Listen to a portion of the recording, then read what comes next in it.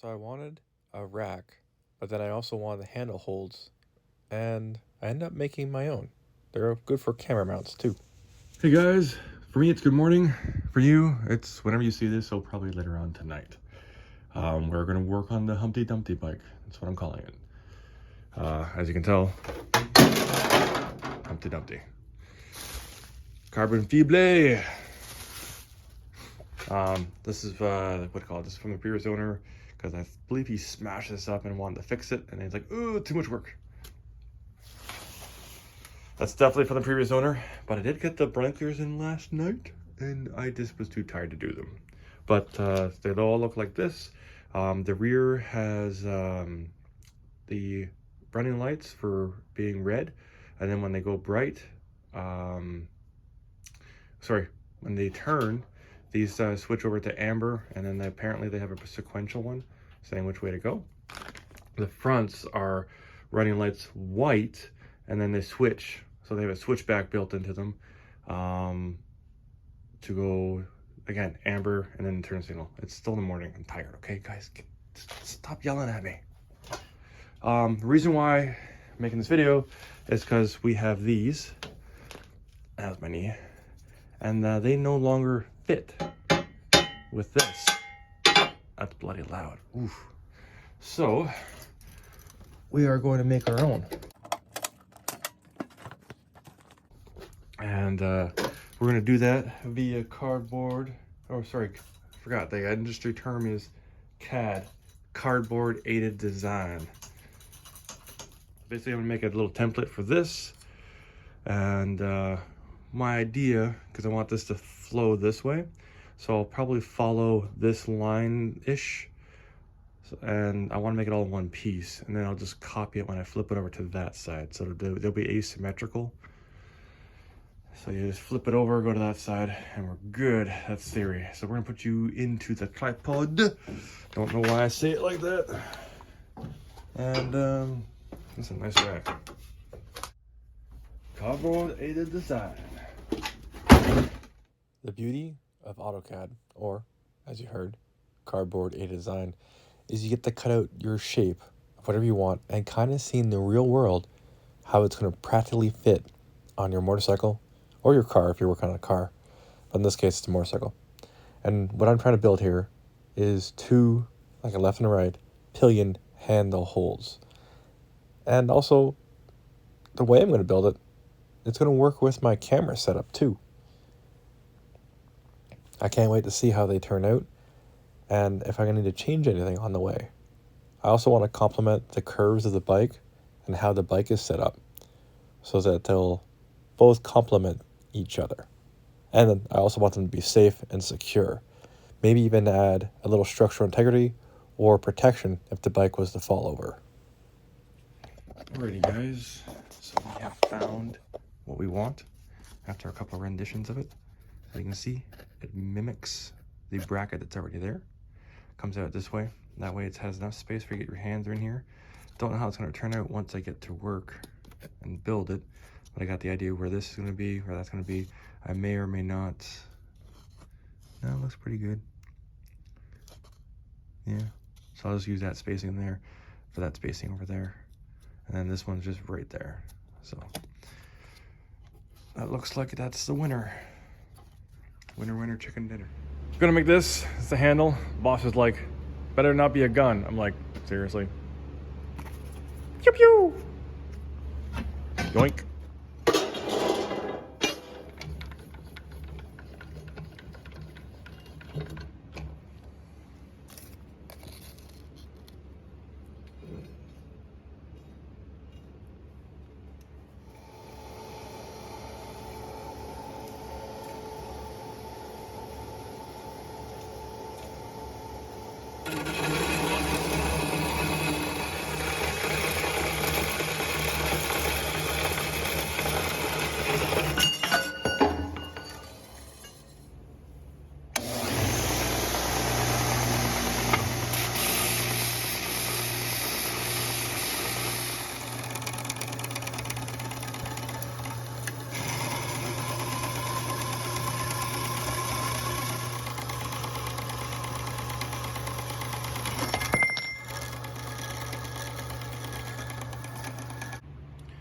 That's close enough for me.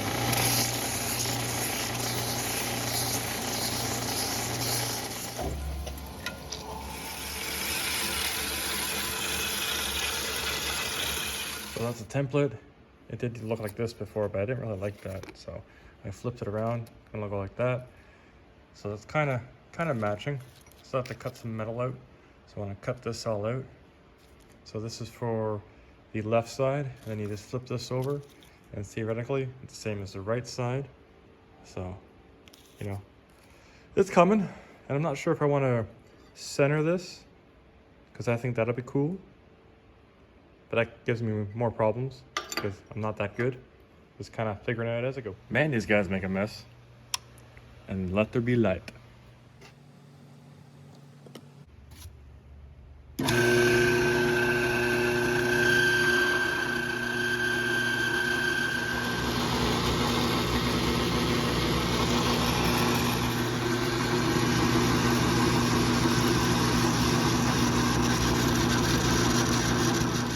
The next day. Morning, guys. This is ice with snow on top. You can see it right there. So it's very slippery. That's my morning. So that's how I'm gonna be driving in. It'll be fun. But before I enter into that abyss, I was working on, well, last night I should start. I was working on these. So I get in here and I lost my orientation for when I was building this. Zoom out. And originally it was supposed to be, see, even now, that goes this way, that goes that way, this goes that way. There we go. That's my orientation. So this is supposed to fit up. See, I'm still having issues. That's what that's supposed to look like. That goes there, that goes here.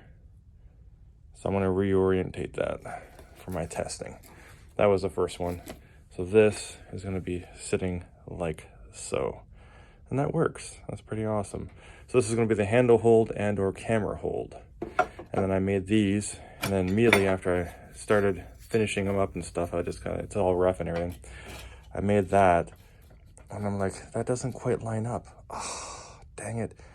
I thought I was being conservative when I chose that. And this, I didn't notice, but the drill was off by a little bit, as you can tell. So that one is direct, and that one's perfect. This one is not. So I'm gonna have to fill that and then re-weld it, which will be hard. So what I might do is just flip this over and then flip this over. And then look, it's a brand new piece. And it can stay hard up there while it's staying nice and loose down here. And everything's perfect on this. So if I sit this precariously here, and then I'll grab one of these, and then that's what that'll look like, right like that. And if it's a little bit this way, a little bit that way, I'm not too worried about it. Again, this is just this is my level of 80%. This is good. So I'm gonna undo all this stuff and get this sitting, because what I'm gonna make this, oh, I see here. Oh, if I follow this line, don't worry about that's why I'm off. Oh. Okay, I see where that is now. Because I thought this line would fall off this line naturally, but it doesn't. And there's not really much room for this, so this is okay. All right, we're good. I should have taken this off originally and brought this with me. Dang. Anyways, we'll be at the shop. This is where we left off, because I realized I did that when this shifted. I'm like, you know what? That's a sign. Flipping it over, you can kind of see where my pieces are and what I can like trim off and everything. So that'll be cool. Got a marker, and here we are. So I'll drill that out. Might be a bit difficult because I already pre-drilled it. Slice that off, and then I'll grind this off. And since I have my appropriate angle right now, I just have to weld that to there. And I want to follow the line of the bike. I'll follow the line of the rack, and it'll look like it was perfect from the beginning. Yay!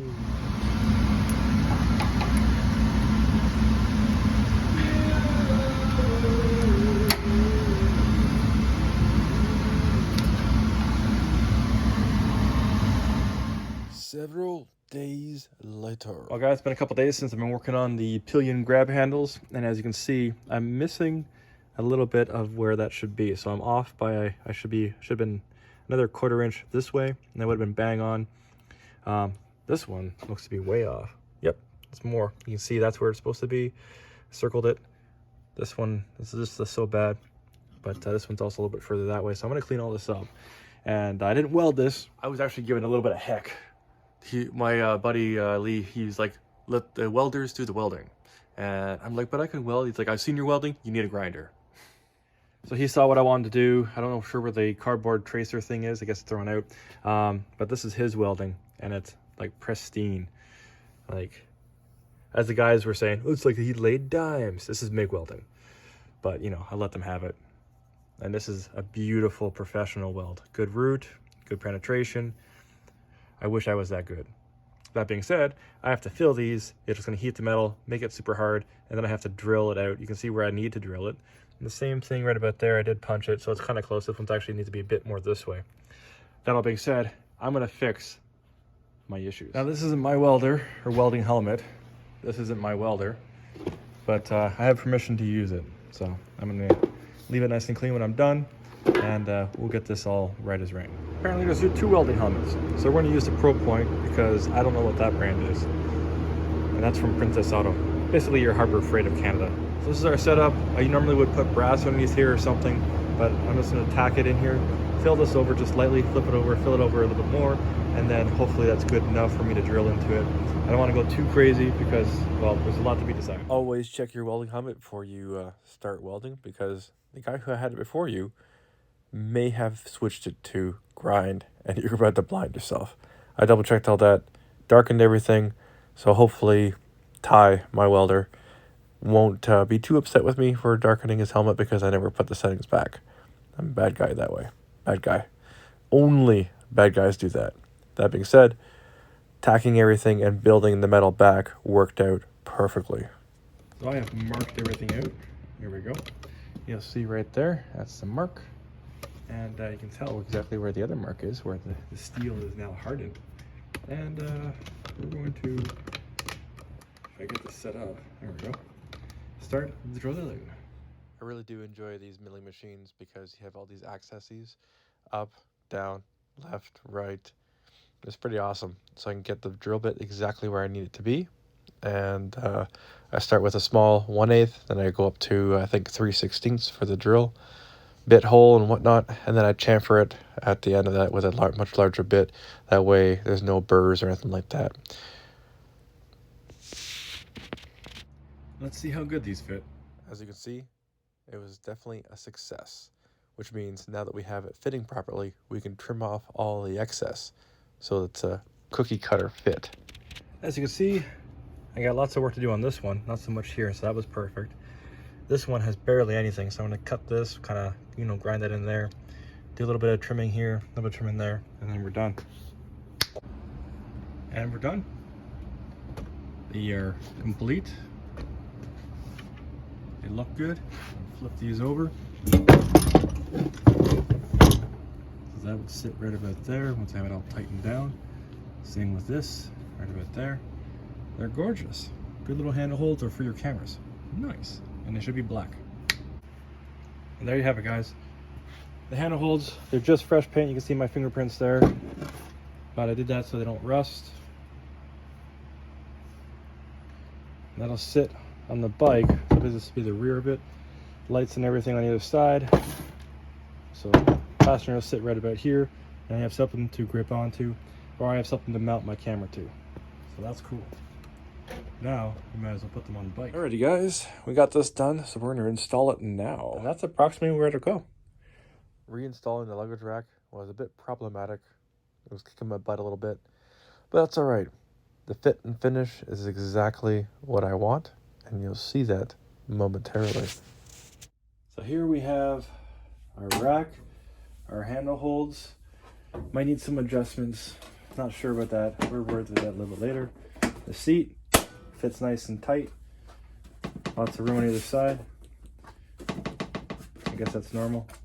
This side's tight, that side's loose. Probably some adjustments for that. So that all being said, we have our blinkers. And these ones are gonna go on the side.